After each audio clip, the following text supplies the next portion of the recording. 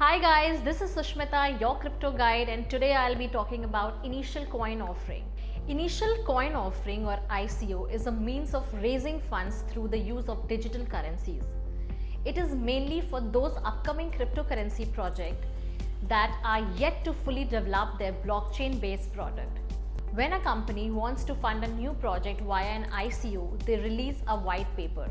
This white paper states what the project is about, its possible use case scenarios, the funds required for the project, and how long the ICO is open. Then the interested public can invest in the ICO and receive coins or token from the company in return. If the goal is met, the project moves forward. If not, the funds are usually returned to the investors. Usually, investors engage in initial coin offerings with the hope and expectations that the digital token and its corresponding company will be successful, possibly resulting in a good return on investment for those that are regarded as early supporters.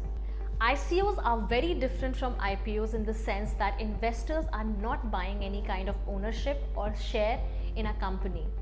Since ICOs are largely unregulated, investing in them involves a high amount of risk and warrants thorough research. In 2014, the Ethereum project was funded by an ICO by offering Ethereum tokens or ETH for as less as 40 US cents. So this was all about initial coin offering.